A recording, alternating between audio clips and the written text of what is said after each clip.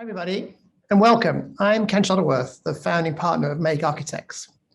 In 2013, I established the Future Spaces Foundation as Make's research arm to bring together experts and generate new thinking about how we design the spaces that we inhabit.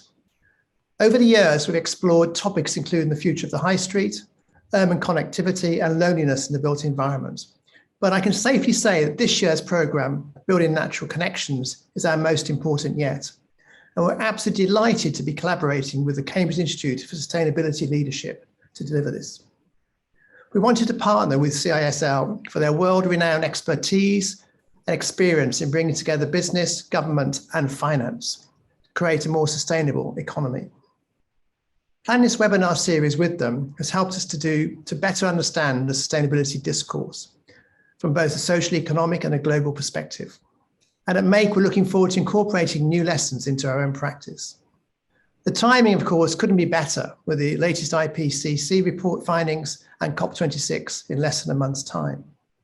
So as for today, we have a tremendous group of distinguished panelists with us. I'm looking forward to hearing what they have to say and say about changing the culture of the construction industry to incorporate net zero. I think there'll be something here for everyone. So thank you very much. Over to you, Elliot. Thank you very much, Ken, and I'm very pleased to be here and to be chairing this discussion, which promises to be an excellent exploration of some of the issues. So this series, Building Natural Connections, is all about the sustainability of the built environment. It's all about the solutions that can be unlocked and about breaking down the barriers, breaking down the silos between different parts of the sector and between the sector and its customers, its supply chain, and the policymakers that are around it, just unlocking those solutions that can be seized. This is the first of a series of 3 events, so we're going to be running those, as Ken said, up in the run-up to COP26. And of course, as many of you in the audience will know, buildings are critical. They define people's space, their lives, they shape health and happiness. They affect the natural environment, both in the materials they use and the way that they operate and the way that they take up the space. And of course, they are a huge part of our climate story. So that's where we're going to focus with this first event. We're going to start with the climate change story. It's an area where, the accountability, the purpose of what we need to do is very well understood. So the mission to get to net zero. But ironically, in the built environment space, a space where there are a lot of technical solutions, we're not quite seeing the progress that we would expect. Still a sector that is responsible for 40% of energy-related emissions. It's a big contribution to the climate problem, with the potential to be a big contribution to the climate solution. So we're going to hear from. We have 5 excellent speakers that I'm shortly to introduce, and we're going to hear from them. And we will go through various different issues. And have a bit of a discussion between them. I will chair a discussion between them, but we'd love to hear thoughts and input from the audience and particular questions. So do take advantage of the Q&A button as one route to do that. And before I go to the panel, I just want to say a couple of things on behalf of CISL. I mean, we have worked on sustainability issues for 30 years. This is it's core to what we do. And the built environment has been a key area where we've looked at. So much so that we are actively trying to practice what we preach. We are in the process of renovating a 1920s telephone exchange building in the centre of Cambridge, which will be our new office. And we're doing that with the goal of producing an office renovation that is circular and break new boundaries in terms of energy efficiency, sustainability of use, and all those kind of things. And I think you'll hear from the panelists a whole set of other kind of solutions and examples that show that kind of cross-sectoral approach and how we can move forward with action in this sector. So without too much further ado, I want to start to bring the panelists in. And I'm going to start with our first panelist, who's Anton Cartwright, who is a fellow and senior associate of CISL. Anton is also an economist and a researcher at the African Centre for Cities, and with a specific expertise in terms of climate change and the green economy. So he's going to bring a little bit of a perspective from someone who's usually based in Cape Town and has that kind of engagement.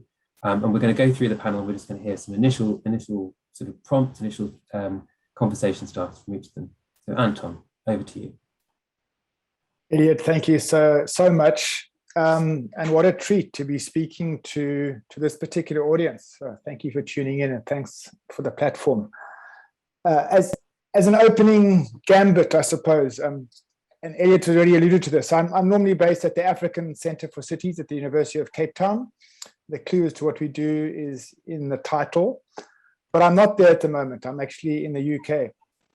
And I can't help being here without reflecting on the development economics that I was taught in a postgraduate course in the early 90s. Not to date myself too much, but that is where I did postgraduate economics, right here in the UK. And the gist of what we were taught over a 2-year master's program was that the African countries should become more like the then developed countries, the OECD countries. That was the subtext to everything that we were taught. We now know, of course, that's not a good idea. Climate-wise, ecologically, possibly even the well-being of people and and their happiness being more like the current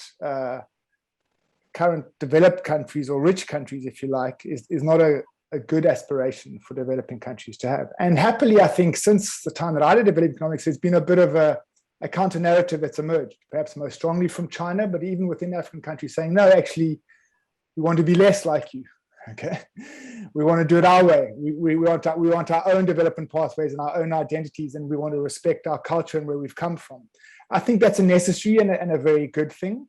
But to the theme of this conversation, I'd like to propose that the ultimate conversation that we need to be having, that we should be having, is what we become together, right? And that's a very important conversation we're having now, as East meets West, not just through technology, but culturally, and as North meets South, through the same drivers, the same global drivers, right? What we become together as a species, as humanity, I think is really important. And I want to leave you with, in this opening bit, with one idea. And I work in Africa's rapidly evolving cities because I see them as places of incredible opportunity. If we're going to bring about the changes that Elliot's already referred to, that we need to do in the timeframes that we need to do them, and let's be very clear that that's an unprecedented challenge. Right? The urgency and the scale is not something that we've ever done before. If we're going to do that, then we need to harness the places of rapid change that already exist. And African cities are one of those kind of loci, if you like, where through mainly the demographic trend, lots of young, digitally connected, economically ambitious people, in fact, 23 million people are being added to African cities every year and will continue to be added every year for the next 3 decades. That means that basically these cities are going to be built and they're going to be formed in ways which will have long-term consequences. And I find that a very exciting prospect, but the idea that I'd like to leave you with is, for those cities, and this is the challenge, I guess, to this audience, for those cities, the goal is not decarbonization. There isn't carbon there. The goal is to make sure that the global decarbonization effort, which is underway and needs to gather pace, and is beginning to gather pace, I believe, that effort needs to address the poverty and inequality and aspirations of those same people moving to developing country cities. It's not possible, I'd like to say, politically, technologically, and socially, it's not possible to decarbonize poverty and inequality. We have to harness the global decarbonization effort to address poverty and inequality. And even if you don't care, if you don't want to do that for humanitarian reasons, you have to do it for climate reasons. There is no climate compact that can hold at a global level under the prevailing conditions of poverty and inequality. So that's the twin challenge. It's an exciting challenge. I hope you agree. And I'd like to put it out there, perhaps for further conversation. Thanks, Elliot. Thanks, Anton. And already a great kind of challenging piece for us to all grapple with and get our teeth into, and a big eye-catching statistic in terms of those 23 million people. I mean, that, you know, the scale of that urbanization and that transformation alone is really important for us to always remember that when we talk about the climate transition, it's a transition happening to an ever-changing world, not a status quo that we're trying to disturb. I'm going to move us on to our next input. So I'm very pleased to welcome Zelda Bentham from Aviva. Zelda has been at Aviva and its legacy companies for over 3 decades, and is responsible for creating its environment program, for creating its corporate responsibility program. So huge leadership credentials within a company that has delivered so much in terms of what it's been able to achieve, and some really eye-catching goals on climate and sustainability. Zelda, over to you. Thanks, Elliot. And it's interesting that insurance companies appear at this stage in the program, and the speakers. I'll come back to that later. But as an insurance company and the insurance sector generally, we believe that we take the climate science that scientists are telling us, and we look to translate that into risks for our customers, climate risks, particularly the physical risks. You know, when scientists tell us that the weather patterns are changing because of climate change, the speed and the frequency and the rainfall intensity of hurricanes is changing because of climate change.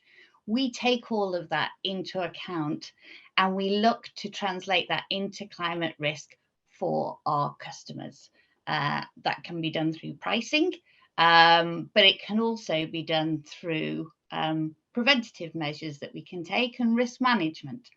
And it was about 2012, 2013, a UK government minister described the insurance sector as the canaries in the coal mine when it comes to climate change, because from the science we could see the impacts that it was having on our books of business and on our customers.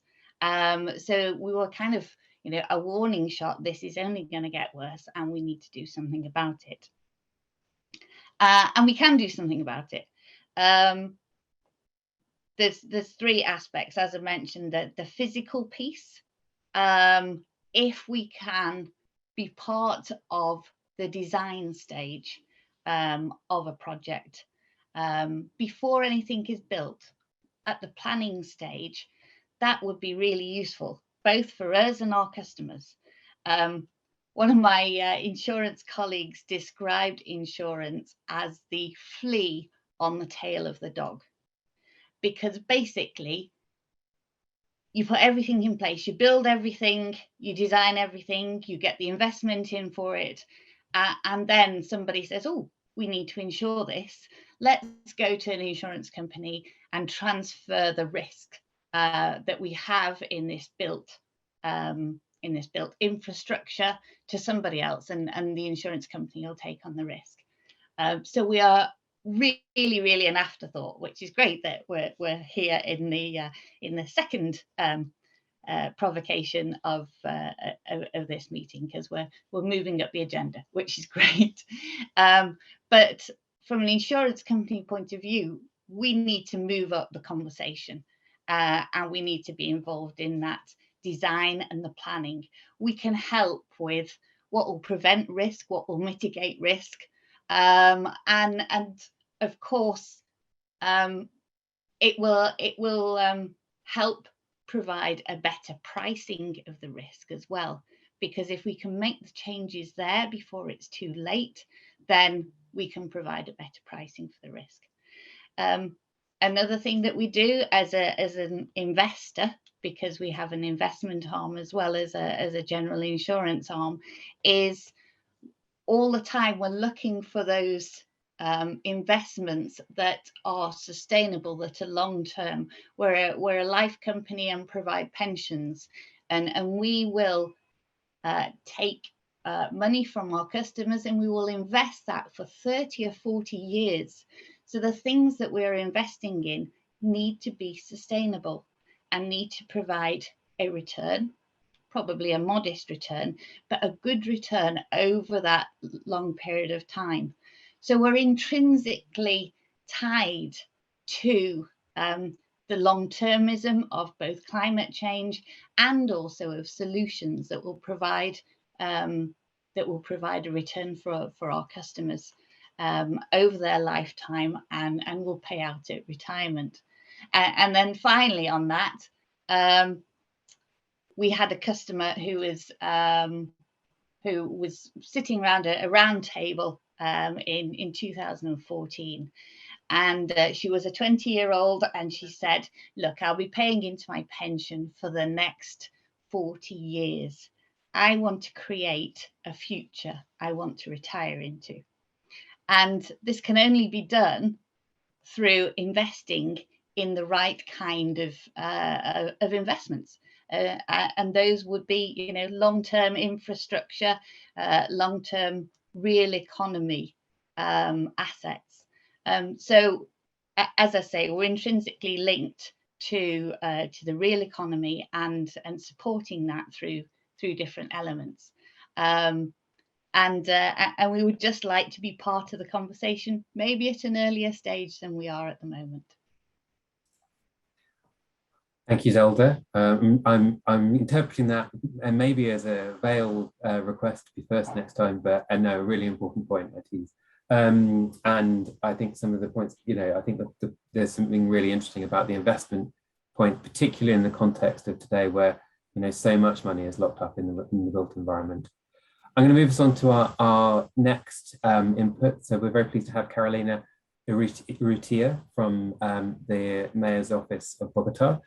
Carolina is the Secretary for the Environment and has 20 years experience working on environmental issues, including roles both in the NGO sector, but also in national government and the World Bank. Carolina, it'd be great to hear your thoughts and your perspective. Thank you very much, Elliot. So for those who don't know, Bogota is a city of around 8 million people. 12.4% of them are in monetary poverty and around 2.4 are in extreme poverty. We're an unequal city with a lot of spatial injustice, as I assume most of these rapidly growing African cities are. And what we've seen in terms of behavioral change in general over the past year, adding into the equation COVID, which has of course just accented inequality in different ways, is that what we're proposing as climate solutions, especially around the built city, are just good solutions for poverty in general. So I think I challenge a little bit the idea that we can't decarbonize poverty, because I do think that most of the issues related to just pollution in general and health and environment are closely related to the decarbonization agenda. So I think if we're working on both issues, Bogota has huge issues, for example, with air pollution. We have around 2,000 people dying every year directly correlated to bad air quality. So when we're working on cleaner transportation or on better housing, we're also working on decarbonizing. We've been working on 3 issues. We're lucky in Bogota in one sense, not in many, but we're working on our master plan, on our land use plan for the next 14 years. We do this, we're supposed to do this in Bogota every 12 to 14 years, but it's politically very challenging, and we're trying to put a master plan, a land use plan through the city council. This is the set of rules for how we occupy our space, and our main efforts in this plan is, first of all, building nature back into the city, and second of all, working on spatial injustice. So 3 issues we're proposing to the City Council and that relate to this conversation very directly are how to integrate nature into design. That's one of our first challenges. As Bogota grows, we're surrounded by a very lush green natural area, and we have a very reduced land area that can be built on. So there's a lot of competition between nature and the growth of the city. We're proposing to expand our natural protected areas by 30%. With different uses, not strictly national parks or completely forbidden uses, but we are trying to integrate nature more fully into the city. When possible, we're proposing that new developments leave natural spaces, especially in terms of water management, not only through urban drainage systems that are designed, but just because we leave natural spaces as natural drainage tools for the city. One particular challenge is just integrating trees into design. Usually in Bogota, the first thing that gets knocked down whenever there's a new building are trees. And we're losing thousands and thousands of trees every year. So what we've done is increase our compensation standards. We're asking that each tree that has to be knocked down has to be replaced by 5 new trees. And we hope this policy is, a better incentive in terms of integrating trees into design. We've already produced guidelines to make sure that public buildings and public developments, including transports and roads, include trees into their original design. A little bit like Zelda said with the insurance sector, we want trees to be involved from the initial designs and not at the end to see how quickly we can get them knocked down. The second thing we're including is how we change both transport modes and transport fuels, but integrating them in how we see the city. So we've removed parking space minimums. Bogota's land use rules had a minimum of 1 parking space per household, and we've removed these limits, betting on the fact that in a few years, the car will not be, it's only the main mode of transport for around 20% of people in Bogota, but it's still higher than we would like. Bogota already has 590 kilometers of bike lanes, and we're incorporating 400 new kilometers in land use plan. Much of Bogota is flat and bikes can be used, but we do have a lot of mountains around the city. And for these areas that also have some of the most vulnerable population in the city, we're building cables, 7 new cables across the city to help transport the people that live up in the mountains and have to move to the flat parts of the city. We're also proposing 5 new metro lines. Bogota is about, maybe 200 years late into the subway and metro buildings. We don't have our first line yet, but we're proposing 5 in the new land use plan. And all of these issues, I think, are both good ideas in terms of poverty and spatial inclusion, and also very important for decarbonization. And a third one, which I think isn't spoken about as much in Latin America, but Europe, of course, has a good advantage on us, is how to set up urban space for waste management, both with urban norms that incorporate space within buildings so that there's effective waste separation and recycling is actually an option. And also space within the city. We have 1 landfill in Bogota. We've been burying our waste for decades. And in order to stop that practice, we really have to have more effective separation across the board, within buildings and in different areas around the city. So I think these 3 issues are some of the ones we're working on. They're very simple. Somebody was asking in the question and answer section whether we think we have to knock down the city and build new buildings so that we have some sort of energy efficiency. We think we can. It's a big challenge to work with a built city, but I think there's a lot that can be done. Excellent. So huge amount of things there. I mean, from the circular economy through to the win-wins between people and climate change, but also the kind of balance, making sure that we respect the role of nature in the natural and the built environment. Excellent sort of inputs, and I salute the fact that you were kind of already starting to generate that conversation between yourself and Anton. I suspect, there's probably much more you agree on than disagree on, but it would be interesting to kind of probe that as we move the conversation forward. But let's get our next voice into the mix. So I'm going to move on to Guy Granger, who is the Global Head of Sustainability at Jones Lang LaSalle, International Property Investment Company. His previous roles at Jones Lang LaSalle included leading the company for the EMEA region, and then before that being the UK CEO of the company. He's also, I note from his biography, an amateur triathlete, which makes me feel generally unfit and that I don't do enough exercise, but I will try not to hold that against him. Over to you, Guy. Thanks very much, Elliot. Well, I think we're in quite a unique position because we're a professional advisor and an investment company, but largely a professional advisor of occupiers who occupy buildings around the world, whether it's multinationals or other companies, and investors who invest and redevelop buildings. So all the stakeholders really which touch buildings. And what's really interesting and what we're seeing in the built environment, which is great, is lots of target setting, which definitely is a statement of intent by companies, whether they be multinationals or investment managers. However, in our research, over 90% of our clients have set targets, but less than 15% have an action plan and a pathway to net zero for their real estate portfolio. So they're kind of focused on target setting and haven't really got into the granular detail of how building by building, portfolio by portfolio, we upgrade the existing assets. And I think this is a really important point, and my call out really is for examples of proof points, of experiments, of repurposing buildings.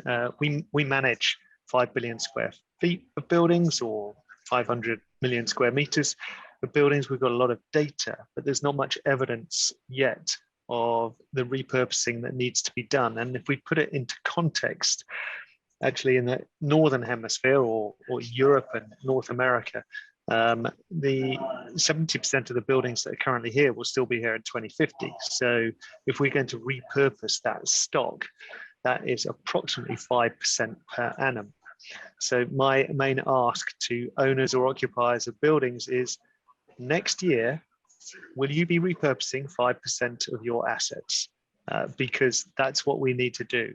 And I think we have to make it very tangible in terms of the size of the task ahead of us, so that we can build into our business model the costs and the mechanisms necessary to actually facilitate that change.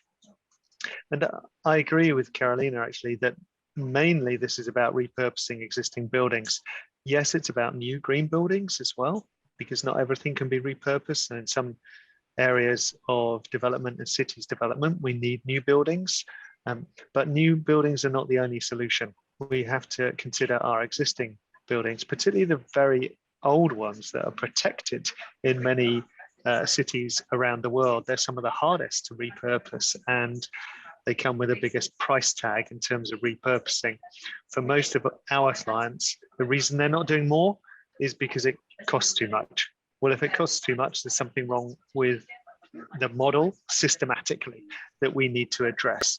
So, and I think we can do this through collaboration, through finding examples of actual repurposing that is being done, that is being ensured by Zelda, that is becoming a lot more resilient. There's a reason that capital is attracted to ESG investment criteria. It's resilient, not only to climate, but to future regulation. And let's be honest, there's a lot of regulation coming down the track. So I think this is pointing to a business case to repurpose, but not yet pointing to the adjustment in business models to justify the capital or the operational skill that's needed to do this. So yeah, my call out and my call to action is, show me the buildings that you are repurposing in the next 1 to 2 years, and let's open source this. Let's show it to others how this can be done so that we can scale it up. Thank you so much, Guy. And huge amount of things there in terms of, I think, the kind of naming resilience as being a kind of key concern, a key area that we actually need to focus on, is a really important part of this discussion. But also, again, I'm going to highlight some of these areas that we're going to probably dig into. I'm going to note between Anton and yourself and Carolina, there's this discussion point about the focus on renovation, which is absolutely key, and but also the kind of the scale of urbanization that might be taking place, and where we need to think about those kind of different areas of action. Our final speaker, last but very much not least, I'm going to invite Dr. Judith Kimplan to come and join us. She is an architect, an environmental policy expert, and the author of a new book, which is Energy, People and Buildings. And in particular, she chairs the Sustainable Architecture Group of the Architecture Council of Europe. So has a huge kind of perspective in terms of the necessary need of policy action and drivers of change that might deliver scale across the EU and European landscape. Judith, over to you. Thank you, Elliot. It's such a pleasure to be here today, and it's really fantastic to hear the earlier speakers setting out their message. I think there are lots of interesting overlaps here. I think for many built environment professionals, it's clear where we want to be in 2030 and 2050. We basically would like to see a just transition to a prosperity that is largely decoupled from the use of natural resources, including fossil fuels. In the process, we want to regenerate our built environment to integrate the biosphere in our daily lives, and with obviously all the perks of staying healthy, warm, or cold, dry, well-fed and played, with the freedom to see the world and to connect with others and to learn. And in the UK, as we experience a fuel crisis, it's probably the first time for decades that people realize how much energy this really takes.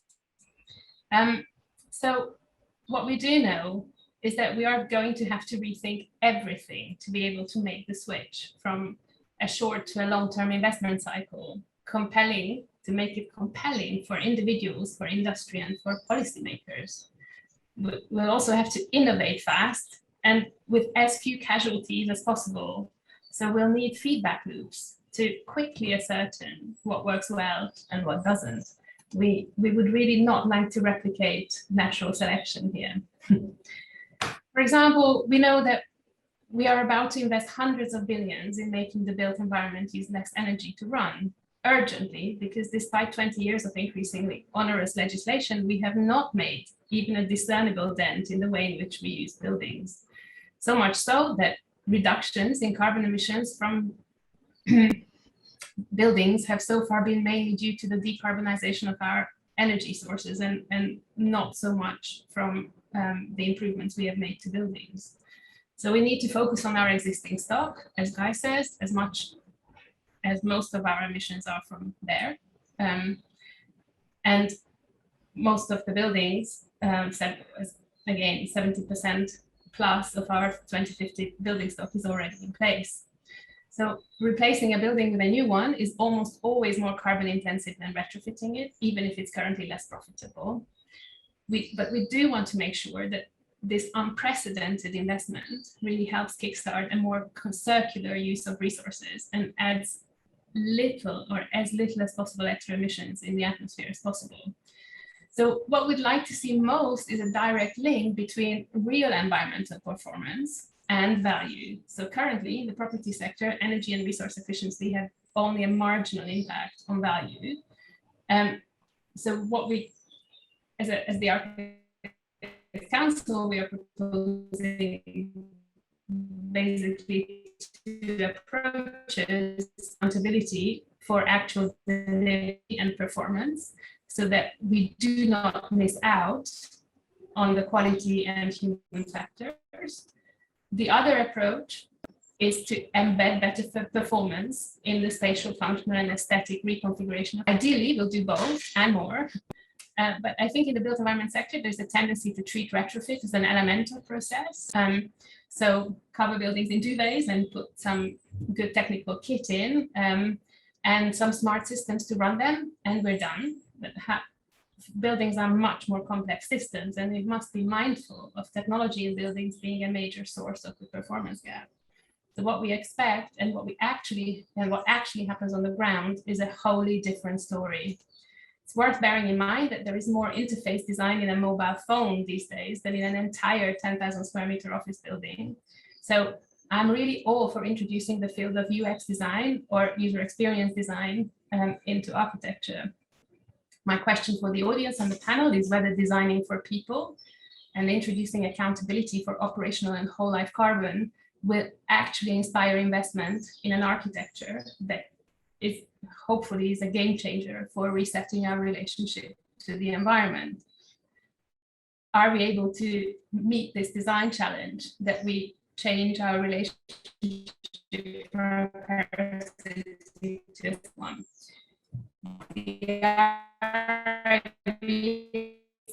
Recently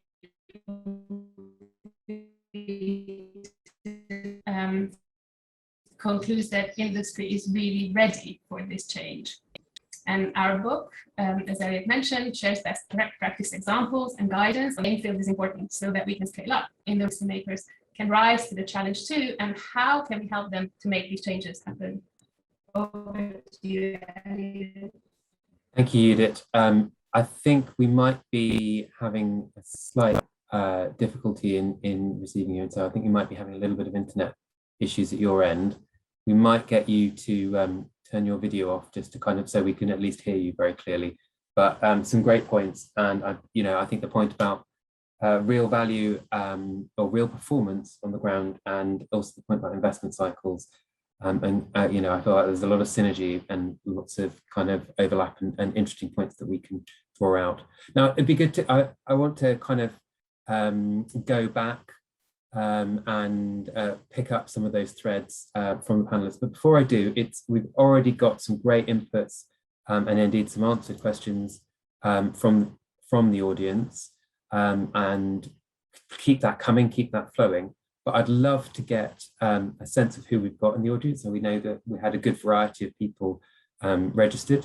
So I'm going to ask the organisers, the managers to run. We've got a poll just to sort of see sort of which sector, which place different people are from. So I'm going to ask that if that can be triggered, so that can run in the background. We can get a bit of a sense while we're going through the next round of the conversation. I think so you should all see that. Which sector do you sit in? Multiple choice, very, very kind of clear, straightforward question for you to answer, and we'll just get that sense from everyone. Anton, I think I should go back to you. You were where we started, but there's a few different threads that I think your name was picked up, and I've kind of pointed back to you as well. Did you have any kind of responses, particularly I think on this question about, should we say the synergies as opposed to the challenges between expanding economic opportunity, bringing more people into the economy, bringing more people into the built environment, the formal environment cities, versus kind of improving them versus action on the climate agenda. You can decarbonize poverty, or decarbonisation and addressing poverty need to go hand in hand. Interested to hear your thoughts on this discussion. Yeah, thanks. Look, I think you can decarbonize poverty. You probably can do the carbon capture and storage. Whether that's a socio-political compact that can prove durable over time, I think that's my point, first of all. And the second one is that would also be would be a foregone opportunity. Okay. One of the things that I really enjoy about working in affluent cities is just the sense of aspiration and hope that people there have. Right? For the first time, you've got people who genuinely feel that their generation is going to be significantly and actually materially better off than their parents' generation. Okay, and that is a very difficult thing to contain, whether it's at a COP or with a carbon tax or with vehicle legislation. That ambition is not easily contained. And so I think my point is just this, that somehow we have to harness that ambition and turn it and make sure, first of all, that we don't kind of crash the 1.5 threshold. And the numbers are very clear on that, right? Let's just put some numbers out and hope that they might be useful. But if we build the developing country cities ahead up to 2050, with the same infrastructure that we have built our existing OECD country cities with, right there, the estimates that's 400 gigatons of carbon. That's 80% of the available carbon budget for the whole world to stay below 1.5. Right? So we have, my point is just this, we have to do things differently. We have to do it with renewable energy. We have to do it with new materials. We have to do it with new forms of mobility and connectivity. And I think that's a very exciting challenge. I mean, Elliot, you'll know that one of the things that divides the CISL, let alone the broader sustainability community, right down the middle is this issue of growth, with half of the people saying we can't grow anymore, we've grown enough, we're at the limit. Of course, there's a lot of evidence to support that, and other people saying, no, we need growth to drive innovation and to drive the change that we need. I sort of sit on the fence a little bit and I say, actually, what we need to do is just get the job done without the carbon, without the resource extraction, without the waste. And happily, I think we've had examples of how to do that, not on the environmental front, but during COVID, I heard nobody talk about GDP in those first few months of COVID. I had nobody talk about debt to GDP concerns in this, which just get the job done, protect the public health system. Right? That was a mindset which was very liberating in a way. And I think if we can draw from that, and what I like to call A growth, let's be agnostic about growth. Let's get people out of poverty. Let's harness their ambition. Let's give them what they need. And let's do it in a way which doesn't crash either the carbon or more broadly the ecological boundaries. That's what we've got to do, right? And I think that's an economics challenge and a social challenge and a political challenge. And in fact, I think it's an artistic and creativity challenge as well. So absolutely, thanks, Anton. I'm going to go to Carolina next. Carolina, I think from what you were saying earlier, that in many ways what you're trying to do is build that new social compact. And I wanted to kind of come back to you because I think you had various examples. I wondered if you could tell us a little bit more about the how of some of those examples in terms of how you're trying to balance these different concerns, how you're trying to find the win-wins. And as you say that, I'm just going to note that we've had a comment from somebody in the audience, which is, that they're worried that there's not going to be enough attention paid to these concepts of things like the just transition. Do you see that as important as well? And what do you think we can do to give that more focus? I think basically, well, actually, our development plan, every administration that comes in has to put forth a plan for their 4 years of government. We call that our development plan, and it is called the new social compact, a new social and environmental compact for the city. And both decarbonization and spatial justice are at the center of that new compact. Now, it is a little bit arrogant of us to think that we can do this in 4 years, but I think we are trying to set a path in which these issues are not divided. Bogota, Colombia has very few emissions. We produce, I forgot the number right now, but it's around 1 and 2.5 tons of greenhouse gas emissions per inhabitant in Bogota. If the world average is around 6, we're clean, we're good. But we do think that we are the largest city in Colombia, of course. And the path that we're seeing in terms of how our city is developing is not an optimistic one. If we don't intervene both with regulation and just making the rules of inhabiting the city a lot easier, we see the city getting dirtier and dirtier, not only in terms of carbon, but just in general in terms of air and water pollution. So that's how we're trying to identify these areas that are win-win. And again, we've seen them in mainly 3 issues. Green areas, trees, natural protected areas inside the city. How do we protect them? How do we make sure that they're permanently sort of engraved into the way we see the city? We spoke before, and several of you have been in Bogota before. We have very green and lush areas around the city, but not so much inside. And we've lost the importance of urban trees and urban arborization as the city develops. So that's the first one. The second is transport. Our transport agenda is years behind. We've been sort of mentioned as an example before in terms of our bus rapid transit system. It's a good system, but it's not nearly enough for 8 million people. We have to complement it with new interventions, and these interventions have to be clean. The city council recently forbid the acquisition of new buses that use fossil fuels in the city. So we're also seeing a political agenda that is quickly pushing us towards decarbonization, no matter what we do. And there again, we have a big win-win in terms of air quality. We still have huge challenges, and I want to go back to, I think Guy mentioned this, the way we open source the solutions, both to build constructions, but I think also in terms of private transport, we're not seeing the shifts that we want to see be as quick as we need.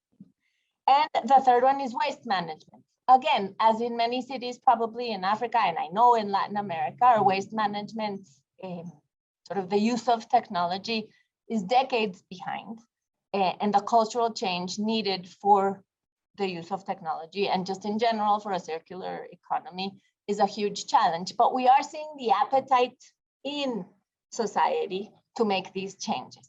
And so we have to take advantage of this attention that people are putting on all 3 issues: clean transport, green areas within the city, and also waste management. We're having protests especially cities such as Bogota, which again are extremely unequal and have an infrastructure agenda that is decades behind, we're still building our city.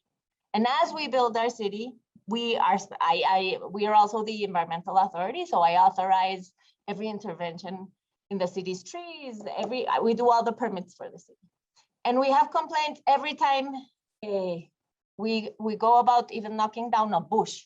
People are so involved in protecting nature, and I think we have to take advantage of that appetite.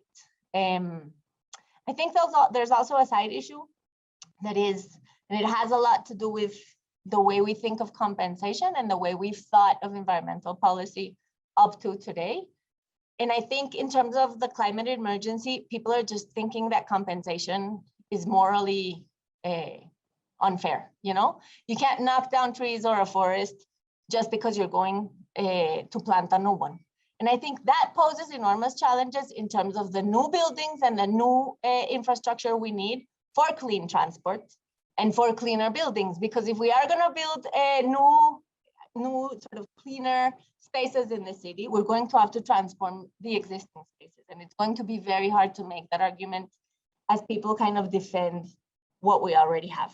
I'm not sure if I responded to your question fully, Elliot, but that's kind of what we're thinking of. That's good. That's good. And it keeps us moving forward.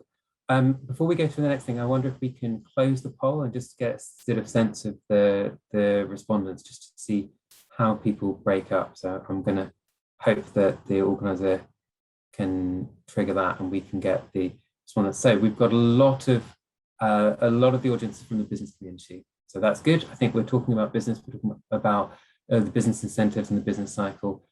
Also a lot of interest from government and finance, more from civil society, and then academics understanding the nature of the sector, and hopefully listening to this and synthesizing it into their ideas so they can reflect it back into a kind of broader audience. So great to understand that, great to sort of see that mix, and interesting for some of the panelists to reflect on that as we go forward. I think next I'd love to go to Zelda. I feel like Zelda, I wanted to come to you particularly with this point of view of investment. It's come up a lot in a lot of these different things, both the sort of, whether it's Judith talking about moving from shorter to longer term investment cycles, Guy talking about investors taking a kind of, a look at the assets that they're invested in and think about how they trigger that kind of change. But also I think in that recent round of discussion between Anton and Carolina, where it's talking about kind of investing in, in places that historically haven't attracted the level of investment that they need. How, from an investor's perspective, how do you see being able to move forward on this agenda, and how do you see kind of what do we need to kind of unlock to kind of really shift the capital in the right direction behind some of these big win-wins?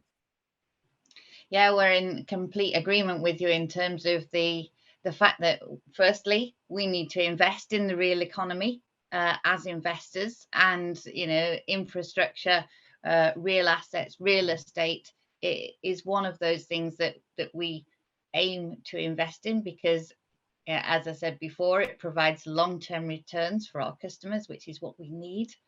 There is a challenge for investors, because we're all starting to set net zero targets, whether they're 2050 or 2040, in the case of Aviva, and therefore we need to mark out our own pathway to get there.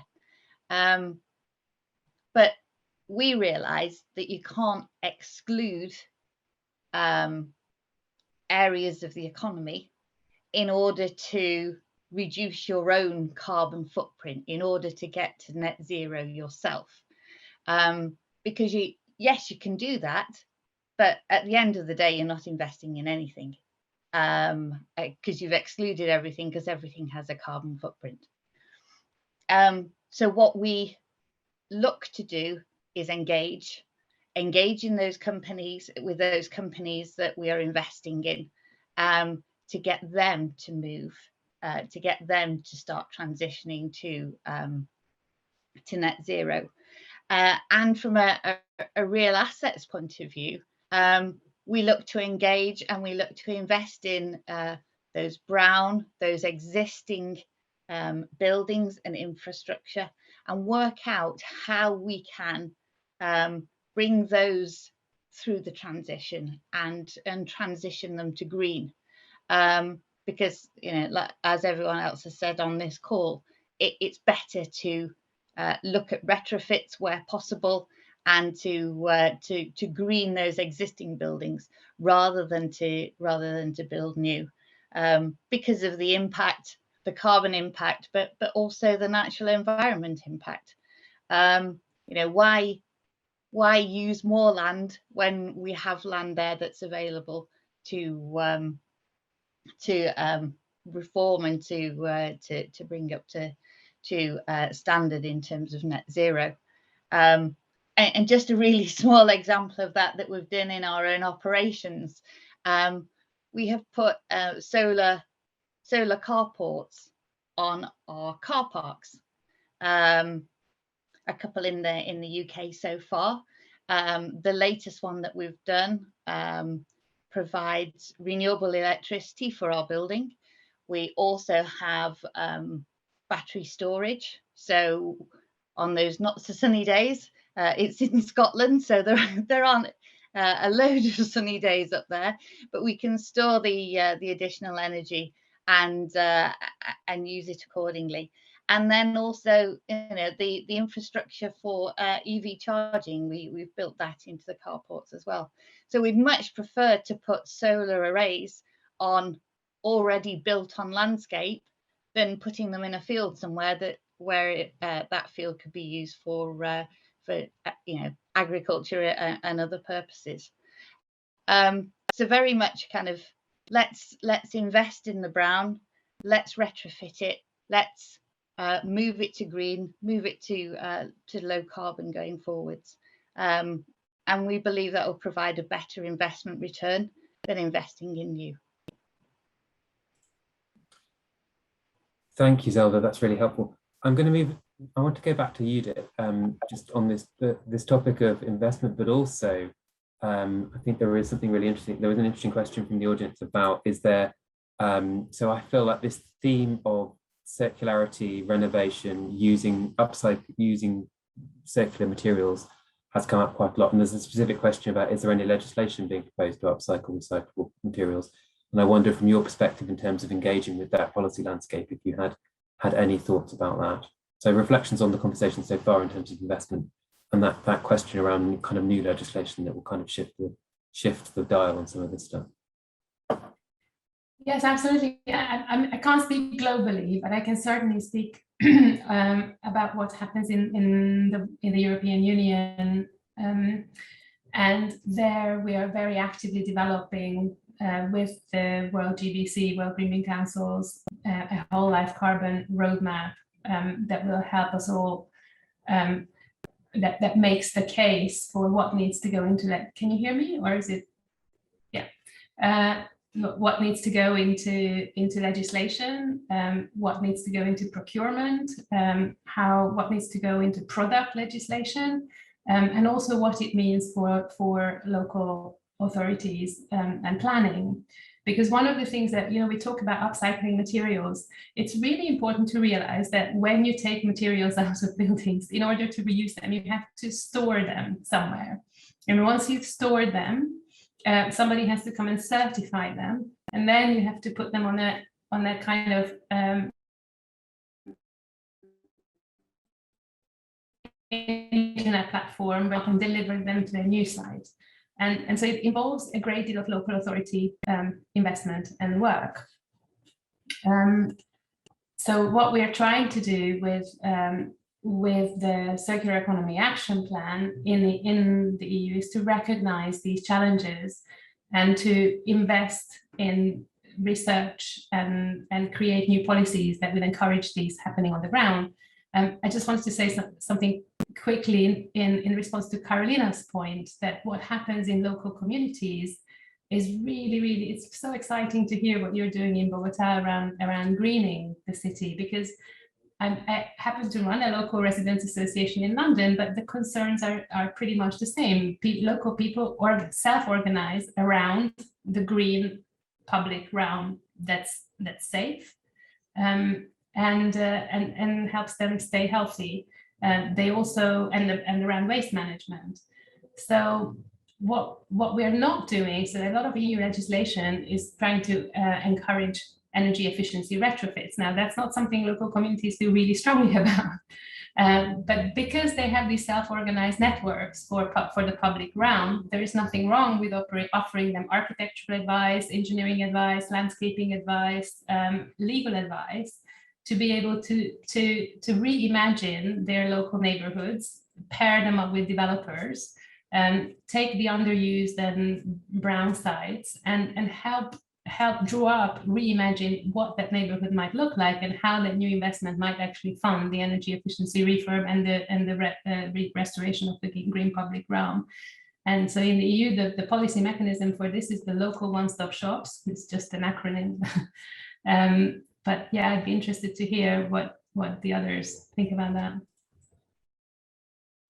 Thanks, Judith. I'm next going to go to Guy, and I think so. He may well want to pick up some of these threads of conversation, and feel free, Guy. But I particularly wanted to kind of bring one of the questions to you, which we've had put from the audience, which is how to bring system actors together, so different actors from different parts of the system together to act in collaboration, to pledge alongside things. And I wonder, from your perspective, particularly kind of looking at and advising different parts of the system, you'd have a good insight on that one. Yeah, we do. I mean, that's what collaboration is about, right? But I think collaboration only really happens when you're talking about real projects, things that come to fruition. And that's what we have to get involved with, whether that is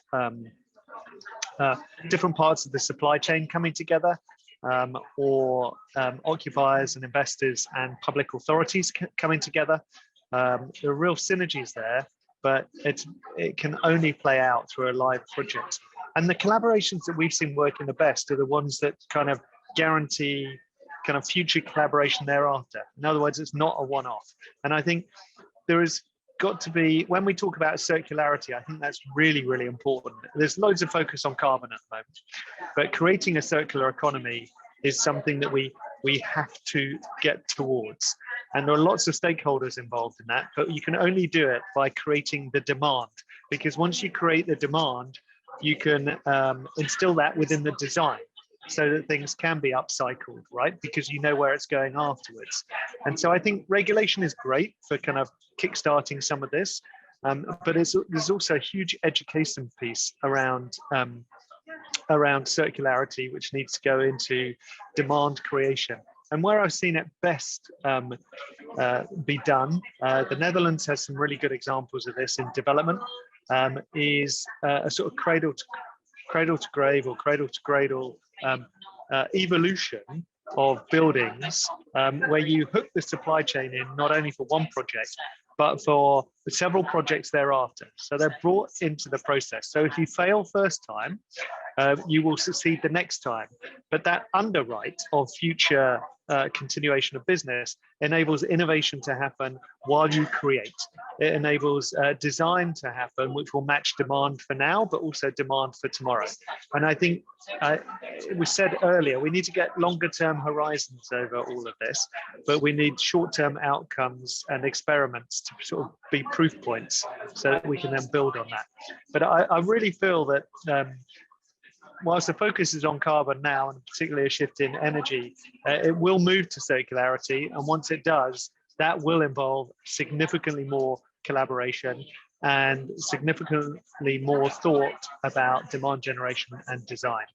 And hopefully that will create the right type of growth. You know, a lot of discussion around growth, and I think the way we define growth is going to be really important going forward, whether it's business performance, whether it's economic growth.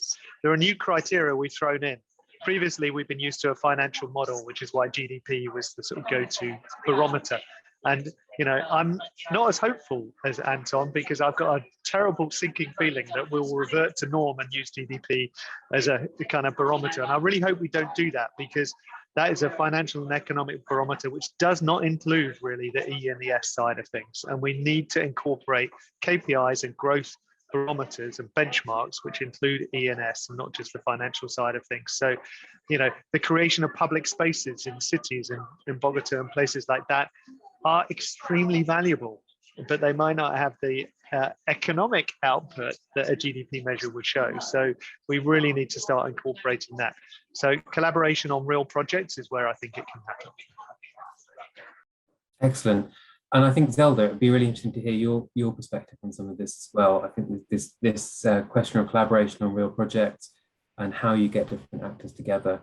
I also kind of wanted to hark back to Judith's comment and others, I think, about the design phase. And you've kind of talked about, you know, having the insurance mindset all the way at the beginning of the design phase. What are some of the ways that you might get that kind of linkage taking place? Yeah, I agree with what Guy was saying about when collaboration truly happens. It's on particular projects. You know, the question is about getting systems actors together to pledge. Pledge is the easy bit, and I don't know whether even the time for pledges is over. We need to act on this now. We need to act collaboratively. We need to act at the design stage, as I was saying previously, because insurance has always been focused on historic events. We take our data and we take our risks and our pricing from what's happened historically. We can't do that anymore with climate change. We have to be able to understand what the risks are going forwards for our customers, for companies, for the built environment. And we don't have that history that, you know, we relied on previously. So we have to collaborate with the different systems actors in order to kind of build a new story around here and figure out, you know, what actually sustainability looks like.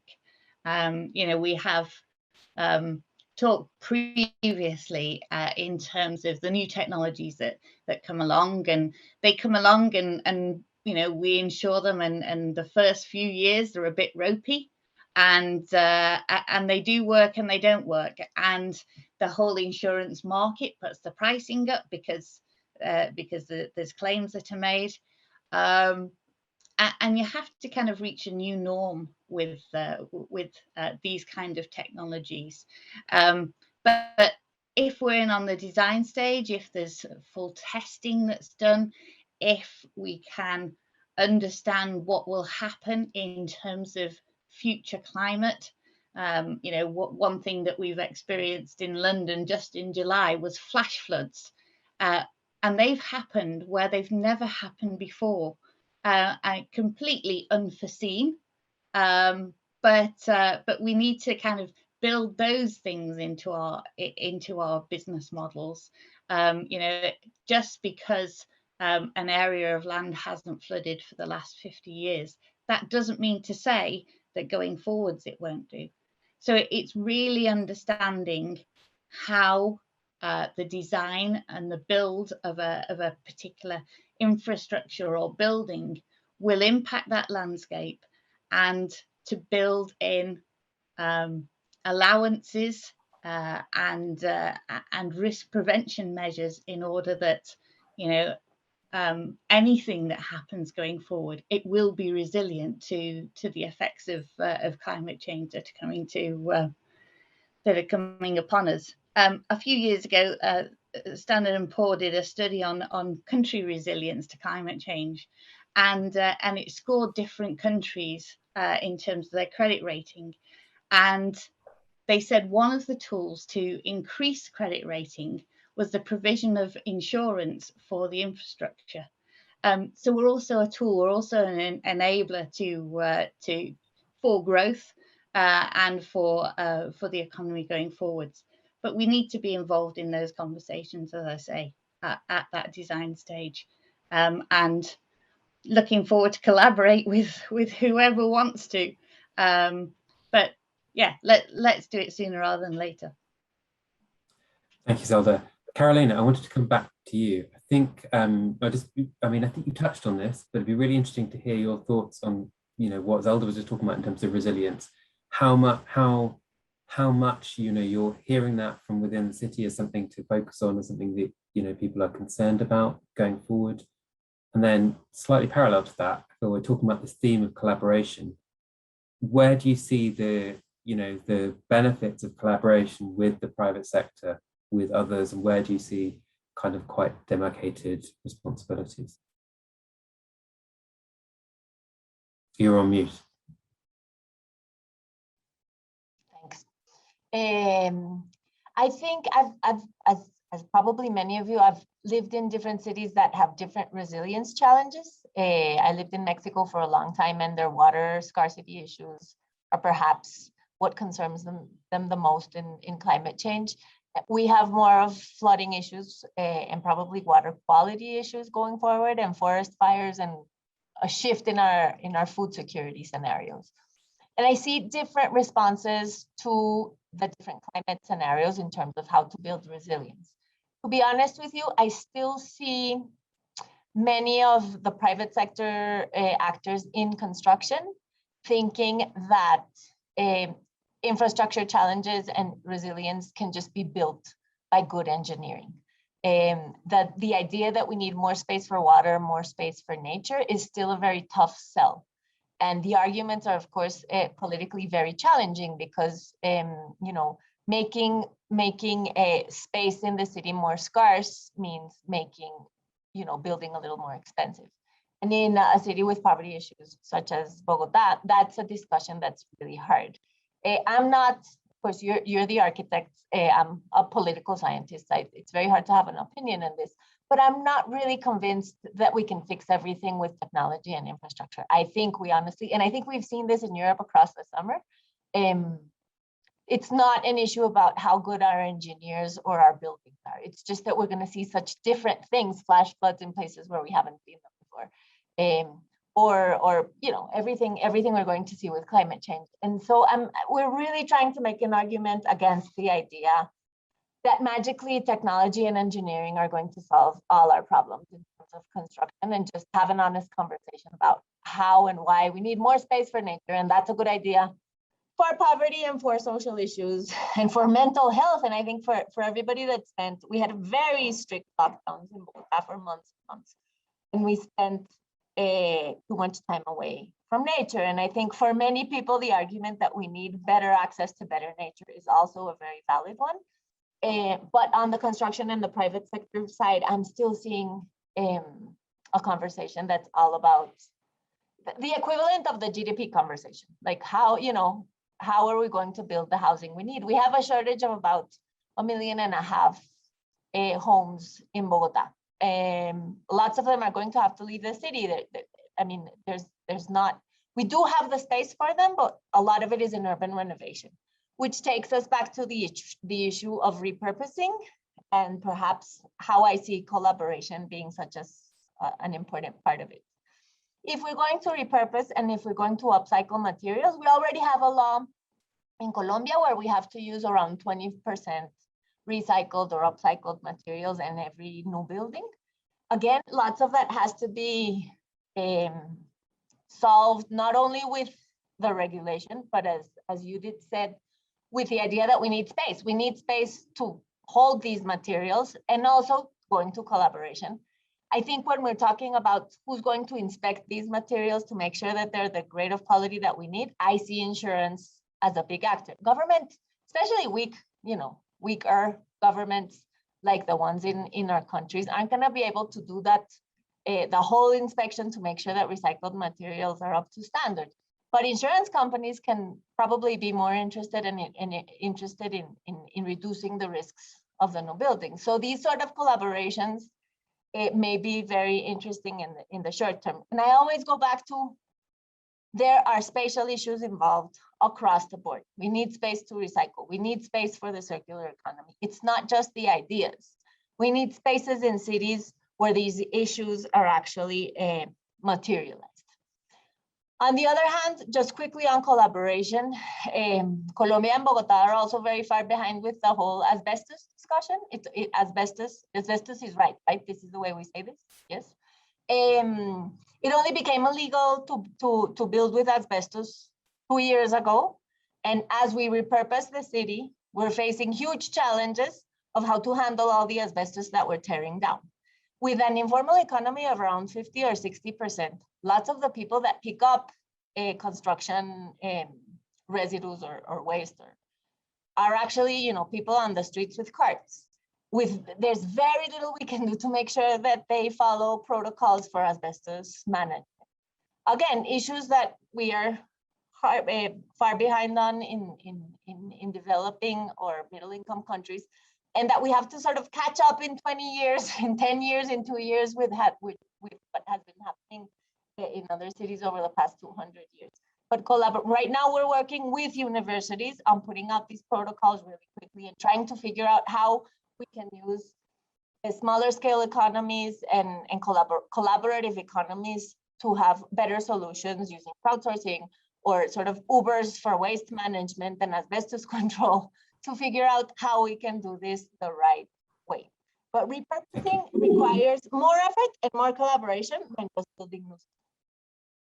Excellent, thank you. And I think, really interesting point there, which I think we probably haven't made enough of so far, in the sense that an awful lot of work on the built environment happens either, particularly in developing countries, in the informal economy, but also, even in developed countries, it's small traders, sole traders. It's, it's easy for us to kind of focus on the big infrastructure projects with multiple corporates and big name firms on, but actually a lot of the built environment is much smaller scale, and certainly in terms of number of projects, and but also use of materials and all of that kind of thing. And so being able to shift at scale means engaging with those kind of people. Okay, I'm going to move on. Anton, I wanted to come to you next. I think there are a few things. I mean, Guy was obviously kind of giving you some big thoughts about growth and the economy, but I also think I'd love to hear from you on this theme that has been picked up around resilience. I think it's a key topic from your perspective. And also, I just kind of, if I can, at risk of loading you with too many things, but there's been a question that's been raised about thinking about the future of societies in relation to sustainability issues. And I just, your perspective as an economist in terms of how we can kind of construct future scenarios where some of the thinking around that might be. Okay, let me try, and I'm going to try and use examples, because I think I've been talking about some quite big ideas, but maybe they come alive with the examples. So fundamentally, I think this built environment that we've been talking about is important because it mediates the relationship between people and nature, right? Obviously, people are nature. Let's not go there. But in a kind of operational sense, the built environment mediates that relationship, right, in a stylized sense. And I think we are agreed on this call that that's a relationship that can be much improved, right, for health reasons, for mental health reasons that we mentioned, for livelihood reasons, etc., etc. So that's why this is important. And then I just want to pick out something that Guy, I think I heard Guy say that there isn't a fix to this, right? This is a learning journey, and I want to use an example to say it. So I've been recently working on a brick that has all the tensile strength of a cement brick, but is made with hemp. Okay, so you grow 80% of the material to make the brick. And I thought this was a great idea. There's a lot of time and energy in it.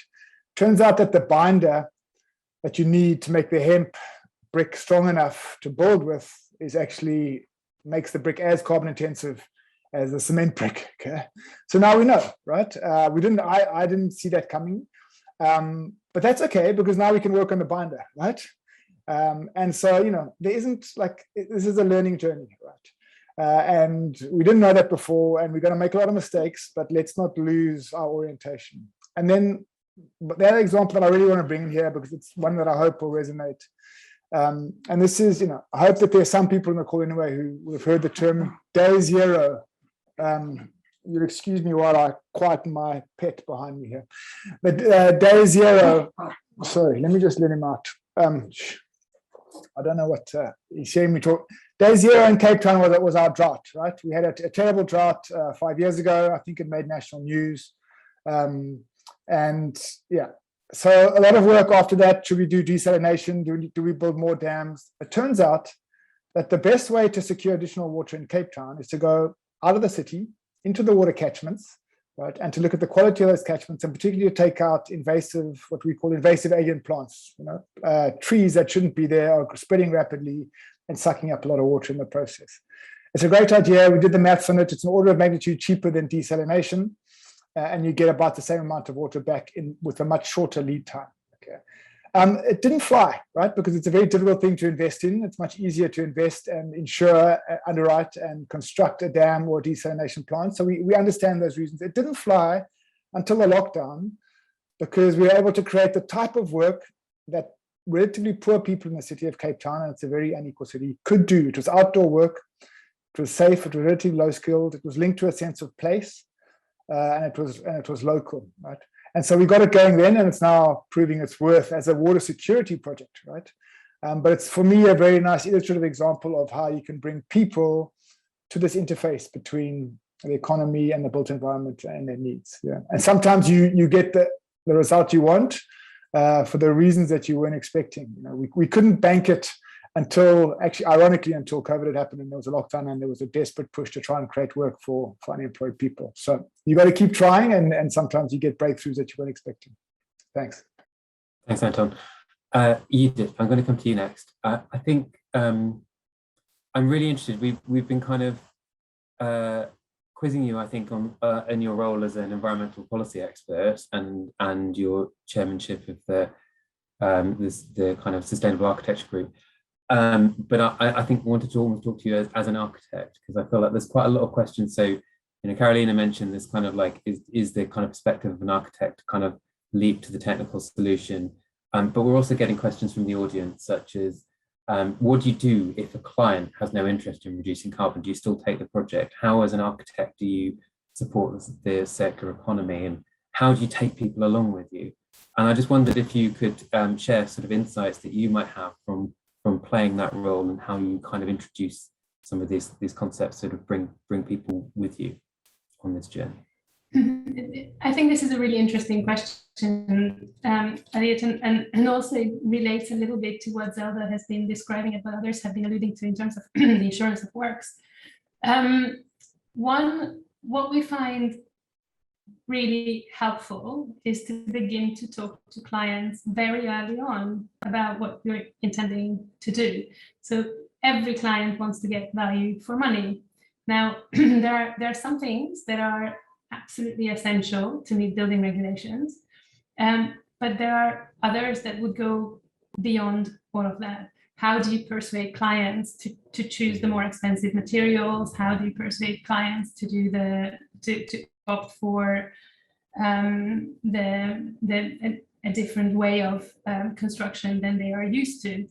And so I do think insurers do have a role to play there, but also I do think planning for it from the start is a very important process, and also having sort of high level KPIs, even if the client is not interested, that are just value for money. So for example, ascertaining that what you have designed actually gets built on site, whatever performance targets you set out to have, is an incredibly helpful mechanism for a client to make sure that he gets value for money, that the building, the product that he's investing in is actually working as expected. So that already is a really big step, which is usually omitted across Europe and everywhere. Construction quality is a major challenge, and we cannot progress to net zero until we fix these construction quality issues. We know that thermal resistance of buildings, the airtightness of buildings, thermal bridging, the way in which systems actually perform make a huge difference to what we set out to do and what we then really are able to deliver. So discussing with the clients of how this accountability then can work by validating the SDL building is important. Again, there are lots of policy mechanisms getting introduced around this, but the critical thing is to change the energy performance of buildings directive and regulation, so that it does ask systematically for this kind of reconciliation. Insurers there are really interesting discussions with insurers around this. So RBA is in these discussions, participating in these discussions really actively together with the UK's Building Performance Network to find ways to incentivize project teams and developers to do this reconciliation of design versus as built, and also to do the reconciliation of design versus in use, so that we know that what we have created will actually perform in the long term. And it's a difficult argument, and I wonder whether Zelda has a point of view on this. But at the moment, it is actually one of the biggest impediments from improving the delivered quality of buildings, both new and retrofit. And quality is, I think, the first step to getting closer to meeting environmental targets on projects. Thank you, Judith. We might not, so I feel you've kind of set a whole new group of kind of conversation threads running, but unfortunately, the time is kind of coming to a close. So what I'm going to do is I'm going to go around the panel one last time and ask you for one very quick final thought, something you want to leave the audience with, something you kind of are going to take away maybe, and just to kind of gather these threads up together. I think it's probably a good sign that this time has gone very quickly with you all, and fascinating kind of strand of conversations. But I'll pull things together. But I'm going to start with Carolina. Okay, so I think I'm taking a lot of takeaways with me, but perhaps on the collaboration in terms of building resiliency, I do think perhaps we've been too focused on regulation over the past few months, and I do think we have to sort of call. And I'm very interested, Zelda, in the role of insurance, and I hadn't brought these people to the table. So thank you, because I'm missing an actor at the table, and that's really important. And also, I think in terms of climate and the environment, I think based on this conversation, we in Bogota can probably give a better and more constructive role to the architects and the developers if we're not sitting at the table to talk about regulation, but actually about how to collaborate on different fronts. So those are my takeaways, and they've been very useful. Thank you. That's great. I feel like it's been an incredibly useful session just on that basis alone. Zelda, over to you. Again, for me, it's collaboration. We've tried to be more consistent internally in terms of what we will underwrite and what we'll invest in, and sharing that knowledge on an internal basis. We need to collaborate more. And in the insurance sector and in the finance sector, there's all these different alliances springing up, net zero alliances. That's great, because we can start speaking as one voice as the financial services sector to the rest of the economy.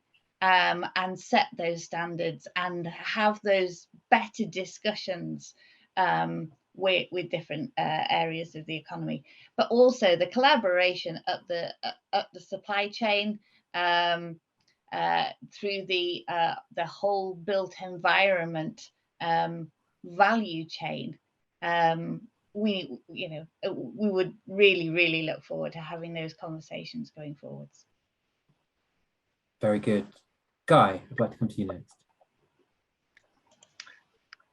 Yeah, great. I mean, I've told Zelda in the past, I love that comparison with insurers being the canaries in the coal mine. Well, if that's the case, then I wonder what the banks are, because I think on real estate or the built environment generally, a lot of debt is often attached to it. And I think banks have a potential opportunity to redefine their role in society in terms of responsible lending.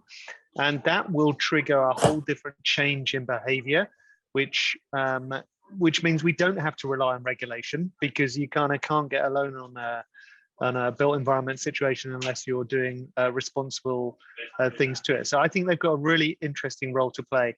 My leave for everyone in the audience and panelists is often the reason we're not doing more is because it's too difficult or too complex to do, or the financial modeling doesn't work, or what, you know, the various reasons why more is not happening quickly. The one thing I'd say, if it's difficult to do today, it's going to be even harder to do tomorrow, right? Or next year. This is going to get harder and harder because it's speeding up. The end date is speeding up. So we have to do it better. The one chink of light about that is that when we're in real positions of threat, when the threat is really cornering us, we tend to innovate and be more agile and do things quicker. COVID has proved that, right? We collaborate much better. We do those sort of things. So I would say, if you think it's hard now, next year it's going to get harder, but because it's going to get harder, it might force you to innovate a bit more. So let's embrace it and grasp the nettle early so that we can speed up that process. Excellent, thank you. Judith, back to you.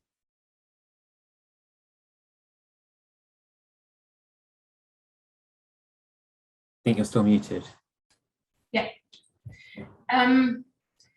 It's been tremendously inspiring to hear you all talk, and I think perhaps the biggest takeaway for me, especially because so much of my work is at high level policy at the moment, that that we always have to remember the local solutions to global problems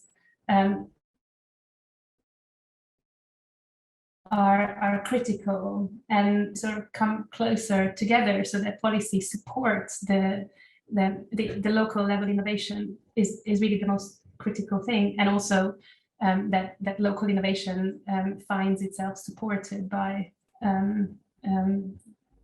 so high level and also local policies.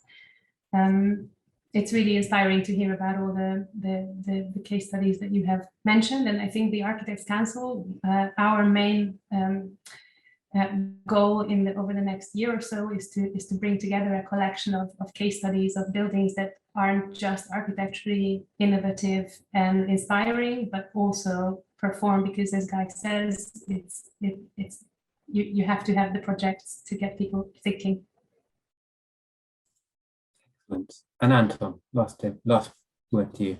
Yeah, well, thanks to everyone. And I guess to end on the fact that we've heard a lot needs to change. I am convinced that finance as usual, perhaps even insurance as usual, certainly economics as usual, won't get us there. And so my plea would be we've had reference to partnerships, but let's get the processes underway where we blend the outcome that we all know we need, right? I think it's pretty clear based on this conversation and the science, like what we need to get to. Let's blend that outcome so that we can then blend the finance. I know there's a lot of talk around blending finance, but actually you can blend the finance very easily and appropriately when you know what the end goal is, right? Because then you can accommodate the mistakes, you can accommodate, and we are going to make mistakes. You can accommodate everything else if you know where you're trying to get to. And by definition, that's a partnership, that's a collaborative effort, and we've talked a lot about that. So for me, there's a missing piece in blending the outcomes that we need, in my case, in African cities. We know what they look like, we can describe them, we just can't get there. Let's describe those and kind of spend a lot of time investing in that, so that we can then mobilize the finance. And the other resources, it's not just finance in support of that. Blending outcomes so that we can blend the finance. Excellent. Thank you all so much. It's been a privilege to chair this panel. I've learned so much. I think that the breadth of perspectives has been incredible, and the depth of expertise as well. I've loved the combination of practical projects, real action, but also really kind of deep and considered reflections on the landscape that we're operating in. And for me, one of the things that leaps out has been this story around hidden value. I think we're all kind of saying that there is a kind of climate outcome that we need to work towards. There is value in nature. There is value in the things that people want to see. But some of that isn't visible enough in the economic system, and it's almost bringing that out and allowing different parts of the system to collaborate and focus on that. So just very quickly, if I can just talk about, the audience, you will get a follow-up email, which will include the recording, so you can watch us all back again.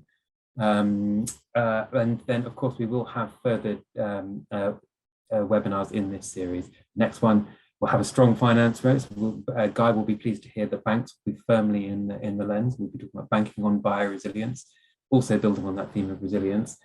And then we'll move on to unlocking social value. So it's kind of really exploring the landscape in terms of the people, nature, climate elements of the built environment. And then obviously all of that we will be drawing the insights out of all of this series in a report that will be available before COP26. And hopefully, I mean, I think COP26 will be a moment, it's a milestone, it's a point in the landscape where a whole set of these conversations should be moved forward and accelerated. It's a place where governments come together. It's also a place where non-state actors like investors, insurers, local government, also need to come together and show what's possible. So we're looking for a lot more momentum and action and energy there. Do keep in touch, everybody. Do look to the Future Spaces Foundation and see ourselves building change, hub, and do join us again for future events in this series. It's been great to be here with you. Thanks so much, and thank you all for listening.